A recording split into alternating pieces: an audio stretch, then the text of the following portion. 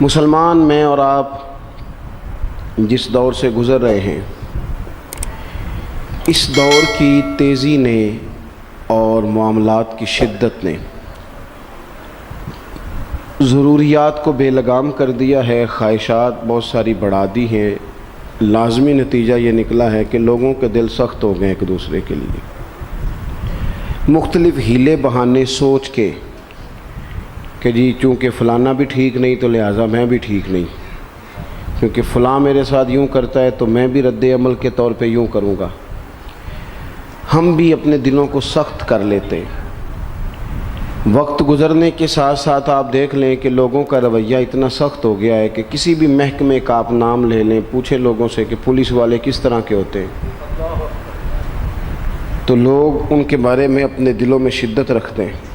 پوچھ لیں آپ کے وابڈا والوں کے بارے میں کیا خیال ہے، پوچھ لیں لوگوں سے کہ جناب تاجروں کے بارے میں رائے کیا ہے۔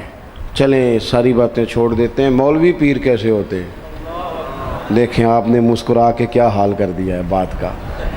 ہمارے ہاں شدت کی گئی ہر محکمے کے بارے میں، ہر شخص کے بارے میں۔ نتیجتاً کیا ہوا کہ طبیعتیں سخت ہو گئیں۔ یعنی یہ ضروری نہیں ہوتا کہ ہر بہو نافرمانی ہو، لیکن اس کی بہت پہلے تربیت کی گئی تھی، اسے بار بار کہا گیا تھا کہ جب تو ساس کے پاس جائے گی تو لگ پتہ جائے گا۔ تو بیچاری کا پہلے سے ہی ذہن تھا کہ ساس کسی خطرناک چیز کا نام ہے، پہلے سے اسے بتایا گیا تھا۔ ساس کو بھی کہا گیا تھا کہ جب تیرے گھر آئے گی نا بہو تب تجھے سمجھ آئے گی، تو پہلے سے ذہن سازی کر دی گئی تھی۔ تو ہم مزاج کے لحاظ سے آہستہ آہستہ ایک دوسرے کے حق میں سخت ہوتے گئے۔ میرے رسول پاک صلی اللہ علیہ وسلم کا جو پیغام ہے وہ احساس کا پیغام ہے، کسی کا احساس کرنا، اپنے دل میں کسی شخص کے لیے گنجائش پیدا کرنا، مختلف چیزیں سوچ کر اچھے گمان کر کے رب کی مخلوق کے بارے میں بہترین رائے قائم۔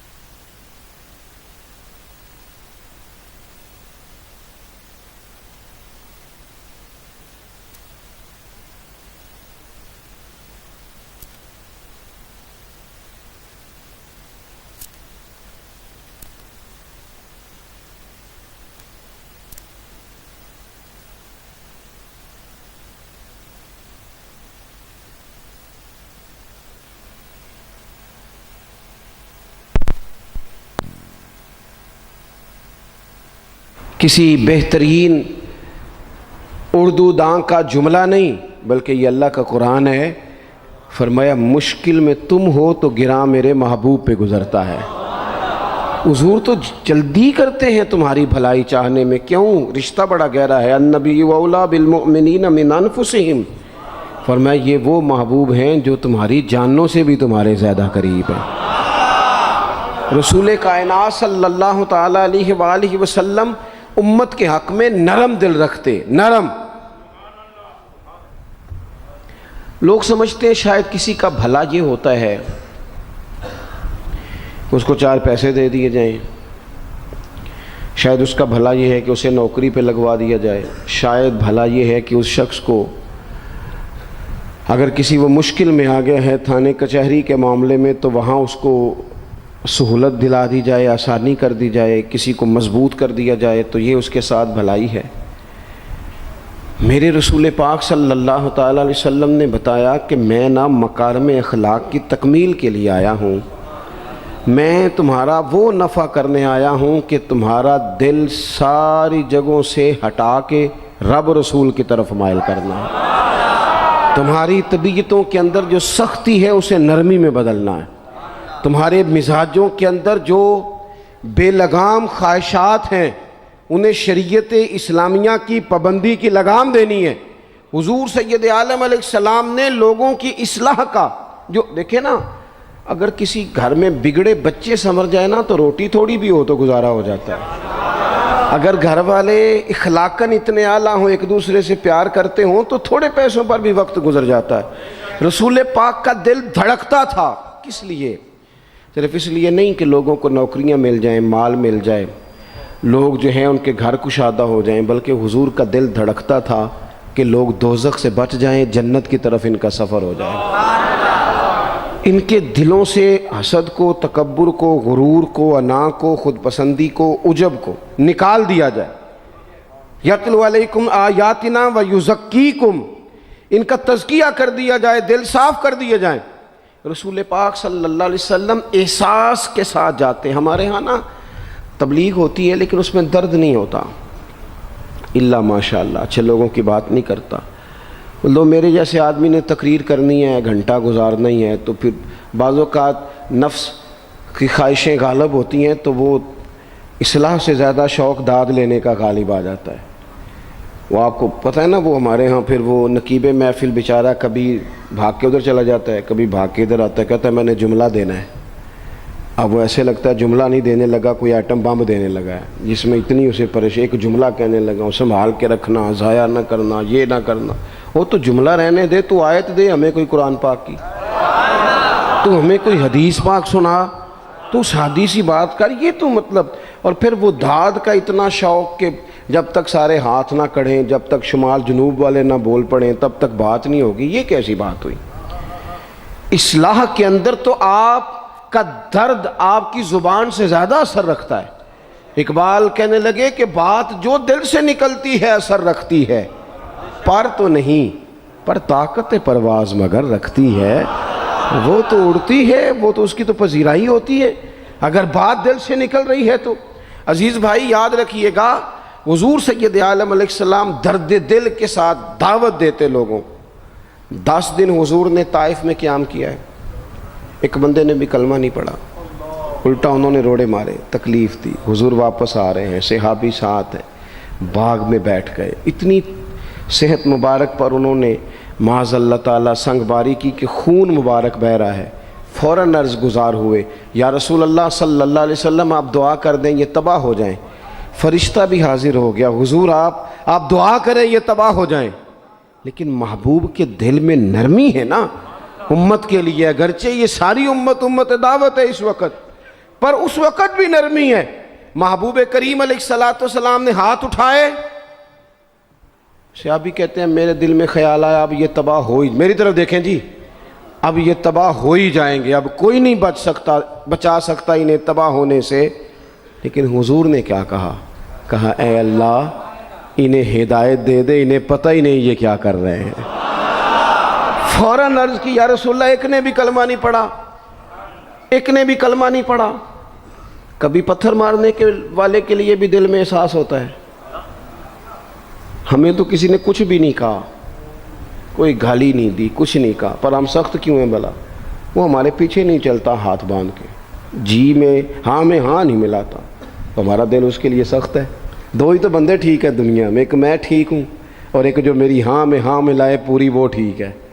دونوں ہاتھ باندھ کے پیچھے چلے، تیسرے کو میں کیسے ٹھیک ہونے دیتا ہوں؟ میرا مزاج ہی نہیں، الا ماشاء اللہ ہماری طبیعت ہی نہیں ہوتی ایسی۔ خدا کے بندو جب دل کشادہ ہوں، طبیعتیں کھلی ہوں، پھر اس طرح کا تھوڑی مزاج ہوتا ہے۔ کریم محبوب صلی اللہ علیہ وسلم سے عرض کی حضور ایک نے بھی نہیں کلمہ پڑھا، اور پھر بھی آپ کے دل میں اتنی وسعت ہے، آپ ہدایت کی دعا کر رہے ہیں۔ 10 دن لگائے، ایک شخص بھی نہیں آ رہا، تو محبوب کیا فرمانے لگے؟ کریم فرمانے لگے مجھے پتہ ہے انہوں نے تکلیف دی ہے، ایک نے بھی کلمہ نہیں پڑھا، جلدی نہ پریشان ہو جایا کریں۔ کچھ لوگ جلدی کچے جملے بوئے، ساڈی قوم نہیں ٹھیک ہو سکتی جی، ایسمو لگتا کچھ نہیں ہو سکتا دی، یہ نہیں ٹھیک ہو سکتے، فلانے نہیں ٹھیک ہو سکتے۔ شکوہ ظلمت شب سے تو کہیں بہتر تھا، اپنے حصے کی کوئی شمع جلاتے جاتے۔ اللہ کے حبیب صلی اللہ علیہ وسلم سے عرض کی یا رسول اللہ صلی اللہ علیہ وسلم ایک بھی نہیں مانا اور آپ نے پھر ہدایت کی دعا کی؟ تو یہ میرے محبوب کا امید کا طریقہ ہے۔ کریم فرمانے لگے اگر آج یہ نہیں مانتے تو پھر بھی تباہی کی دعا نہیں کرنی، یہ نہیں مانتے تو ان کی آنے والی نسلیں مان جائیں گی، مان جائیں گے لوگ۔ اپنے دل میں جب آپ نرمی لے آتے، ہمارے نا سینکڑوں نوجوان گناہوں میں چلے گئے ایک ایک علاقے سے۔ جو آدمی گناہ میں مبتلا ہوتا ہے نا وہ سخت تکلیف میں ہوتا ہے۔ انسان کو جو چیز سب سے زیادہ ستاتی ہے وہ اس کی اپنی غلطیاں ہوتی ہیں۔ حدیث میں فرمایا ما حاک فی صدرک، کھٹکتا ہے سینے میں، چبھتا ہے گناہ۔ یہ تکلیف دہ معاملہ ہوتا ہے، تڑپتے ہیں لوگ، سسکتے ہیں، لیکن روایتی انداز سارا جب ہماری مجالس اور محافل میں ہو جاتا ہے، کوئی نہیں وقت دینے والا، پیار کرنے والا، تھپکی دینے والا، بازو تھام، کوئی نہیں۔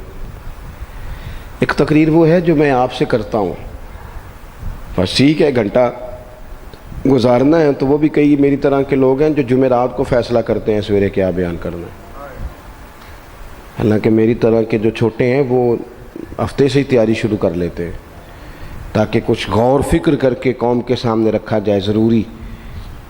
اب ایک تقریر میں آپ سے کرتا ہوں، سمجھانے کے لیے عرض کرتا ہوں، ایک تقریر ایسی ہے جو خطیب صاحب آپ سے کرتے ہیں اور خدا نخواستہ اللہ تعالیٰ معاف کرے صرف سمجھانے کے لیے، اگر ان کو پتہ چل جائے کہ ان کا بیٹا کسی غلطی میں مبتلا ہو گیا تو پھر بھی اسی طرح ہی داد و تحسین کے لیے لش پش کر کے تقریر ہوگی؟ نہیں، پھر یہ انداز نہیں ہوتا۔ پھر تو بچہ کو سامنے بٹھا کے باپ اپنی پگڑی اس کے پیروں میں رکھتا ہے، پھر تو ماں دوپٹہ پیروں میں رکھتی ہے، کہتے پتر میری کمائی نہ اجاڑ دینا، اور نہ پتہ چلا تو سگریٹ پینے لگ گیا، خدا خیر کرے، تیری مہربانی۔ سوتا نہیں، اس کا چہرہ پریشان ہے۔ اب بات آئی ہے نا، اب یہ وقت آیا تبلیغ کا، اصلاح کا۔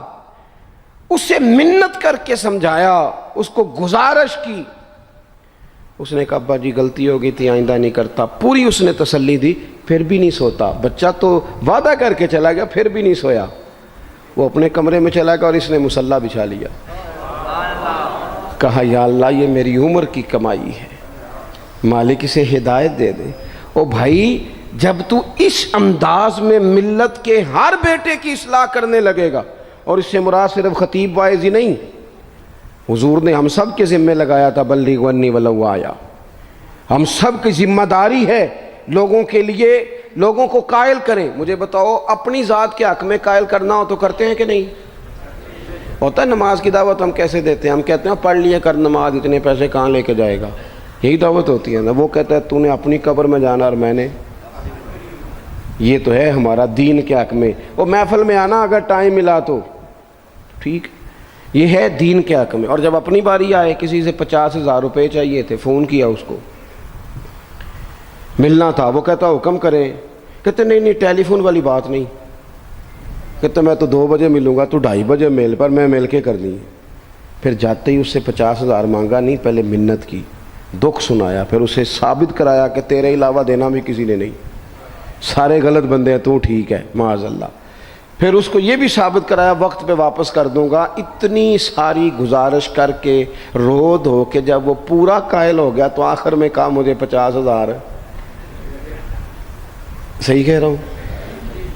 ہاں نہ تو کرو نا، چلو ہلکا سا ایسے ایسے تو کرو نا، ہوتا ہے کہ نہیں ایسے؟ او بھائی اپنے حق میں قائل کرنا تھا تو تجھے سارا طریقہ آتا تھا، اور رب رسول کے حق میں قائل کرنے کا تجھے طریقہ ہی نہیں آتا، تجھے پتہ ہی کوئی نہیں کہ کیسے قائل کرنا ہے۔ اپنے لیے تو نے قائل مائل کرنا تھا، سارا پتہ تھا، سب خبر تھی کیسے منانا ہے، اور کسی کو مسجد کے لیے منانا تھا تو کہتا جی میری کو مانتا ہی نہیں، میری کون سنتا ہے۔ آپ جب تک اس درد سے، زازان نام کا ایک گویہ تھا بغداد میں، گاتا تھا، آواز بڑی سریلی تھی، بڑے لوگ اس کے گرد جمع ہو جاتے، حضرت عبداللہ ابن مسعود رضی اللہ تعالیٰ عنہ، حضرت عبداللہ ابن مسعود، یہ وہ خوبصورت ہستی ہیں کہ محبوب نے فرمایا ان سے قرآن سیکھا کرو، یہ اسی طرح پڑھتے ہیں جس طرح میرے اوپر نازل ہوا تھا۔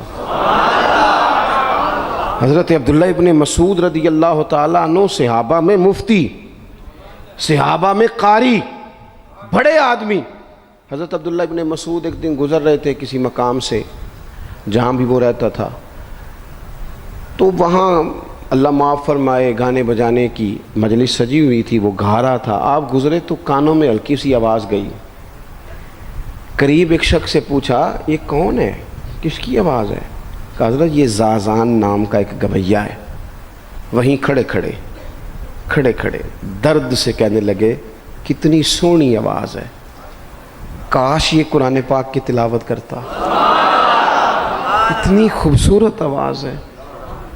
کوئی تو ہو نا جو اس درد سے بات کرے، کاش یہ قرآن پاک پڑھتا. اور پھر دعا مانگتے آگے تشریف لے گئے. وہ جوان تھا، فارغ ہو کے باہر نکلا، لوگوں کا رش تھا. ایک شخص نے اسے روکے، کہا زازان ادھر آ، بتا آج کیا ہوا؟ کہا جناب کیا؟ کہنے لگے جانتے ہو حضرت عبداللہ ابن مسعود کو؟ کہا جانتے ہیں. فرمایا وہ صحابی رسول صلی اللہ علیہ وسلم آج گزرے، تیری آواز ان کی سماعتوں سے ٹکرائی تو فرمانے لگے کاش یہ قرآن پاک پڑھتا. کہنے لگا صحیح بتاؤ انہوں نے میرا نام لیا ہے؟ صحیح بتاؤ میرے لیے کہا انہوں نے؟ میرے جیسے شخص کے لیے میں سوچ بھی نہیں سکتا. میں کہاں وہ کہاں، میرا نام لیا ہے. کہاں؟ تھوڑی دیر رکا، چند لمحوں پتہ نہیں سوچیں کہاں کہاں کا سفر کر کے آئیں. وہ ساری سوچیں درد بن کے آنسو بنی، اور پھر آنسو داڑھی پہ ٹپکے چہرے پہ آئے. پھر لوگوں سے پوچھنے لگا گھر کا پتہ بتاؤ گے؟ کہا وہ فلاں جگہ پہ موجود ہیں. دوڑا گیا، دروازے پہ دستک دی، حضرت عبداللہ ابن مسعود آئے. کہا کون ہو بیٹا؟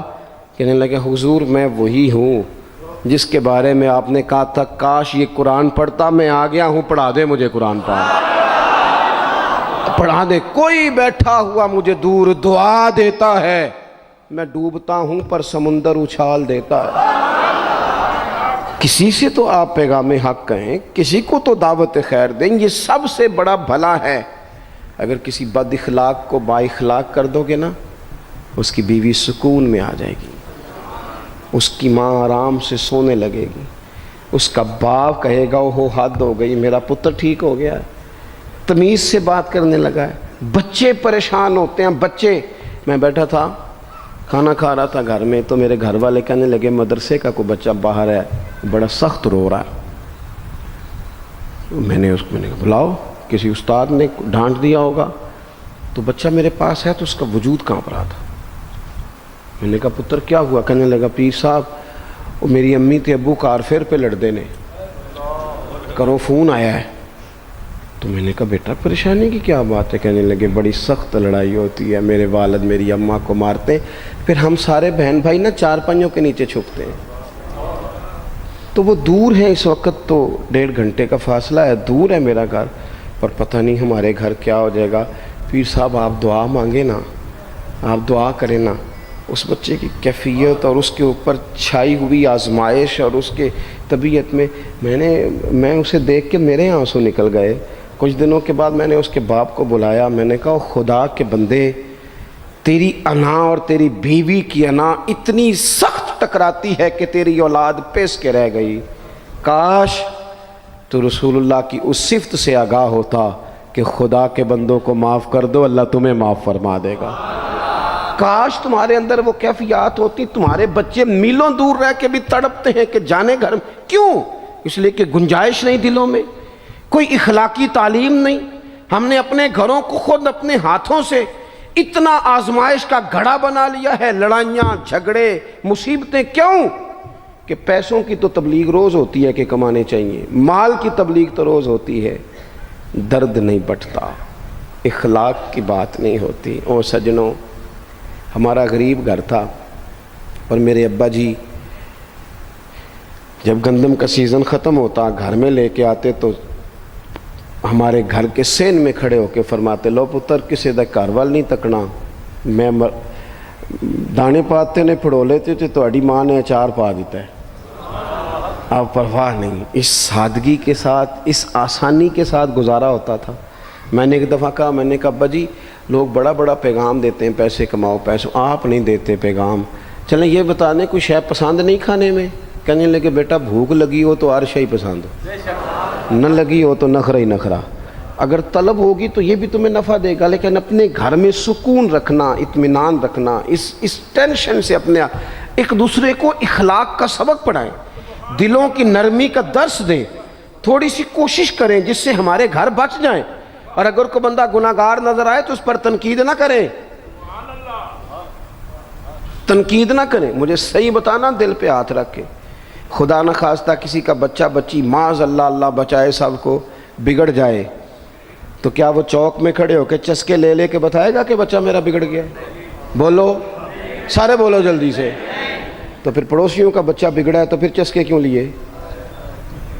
گلی میں کسی کی بیٹی سے معاذ اللہ خدا نہ خواستہ کوئی ایسی غلطی ہو گئی تو جگہ جگہ باتیں کی، تیاں سانجیاں نہیں ہوندیاں؟ اپنے بچے کے بارے میں جب تو کہتا ہے چھپ جائے بات، دیکھنا۔ حضرت سیدنا جنید بغدادی کہتے ہیں میرے ماموں تھے حضرت سری سختی، میں اپنے ماموں سے ہی بیعت تھا، انہی کی خدمت میں رہتا تھا۔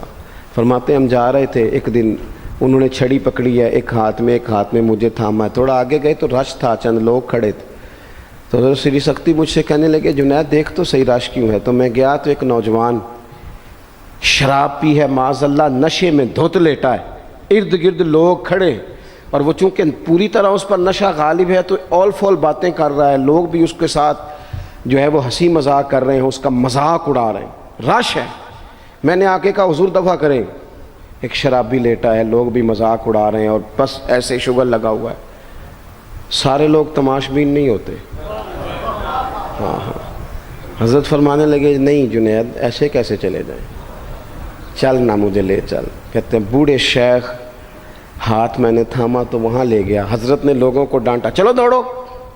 پرانے زمانے میں لوگ بزرگوں کی حیا کرتے تھے، سب لوگ وہاں سے چھٹ گئے۔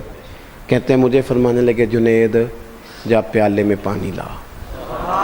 کہتے ہیں میں ایک پیالے میں پانی بھر کے لایا، انہوں نے اپنے بوڑھے ہاتھوں سے اس کا منہ دھویا، اس کے چہرے پہ پانی ڈالا، اس کا منہ صاف کیا، پھر اسے کھڑا کیا، اسے گھر بھیجنے کو کہا۔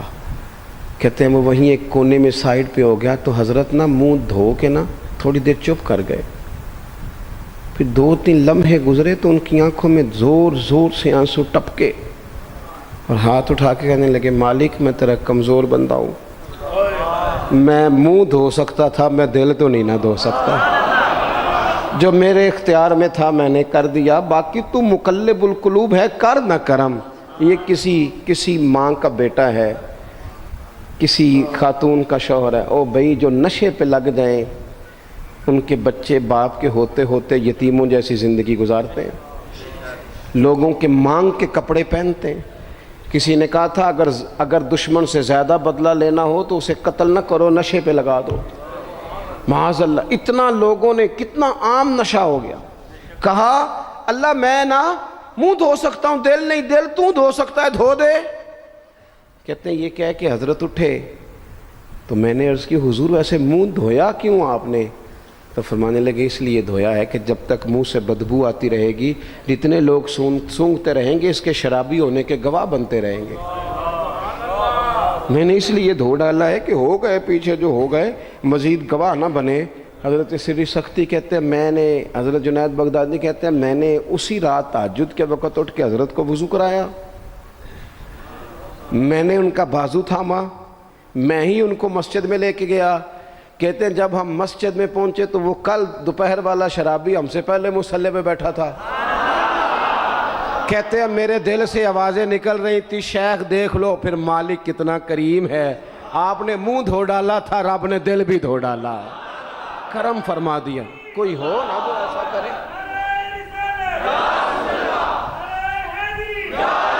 آؤ نا سنگیوں ملیں، ایک دوسرے کا منہ تو دھونا شروع کرے نا، آؤ نا ایک دوسرے کو یہاں تک وضو کا پانی تو فراہم کرے نا، کچھ تو خیر تقسیم کرے۔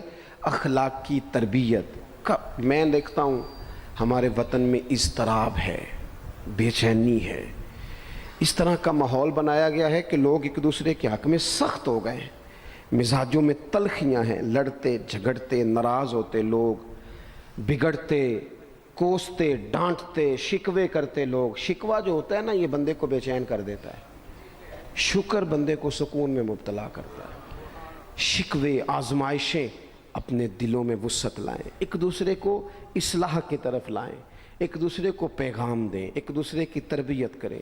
تھوڑا سا حوصلہ، تھوڑا سا صبر، تھوڑی سی گنجائش اپنی طبیعتوں میں پیدا کریں. اپنے بچوں پر سب سے زیادہ نگرانی یہ کریں کہ ان کا اخلاقی معیار کیا ہے. اگر میں اور آپ خدا نہ خواستہ بچوں کو صرف یہ تربیت دیں گے نا کہ وہ پیسہ پیسہ پیسہ پیسہ، شادیاں بھی پیسے دیکھ کے کریں گے، تو یاد رکھنا پھر ایک دن وہ یہ بھی کہیں گے کہ ابا کاش تو کو ڈھابے کا کام کرتا تو آج ہمارے پاس بھی پیسے ہوتے. پھر باپ سے بھی پیسوں کا ہی مطالبہ ہوگا، پھر لوگ ماں باپ بھی پیسے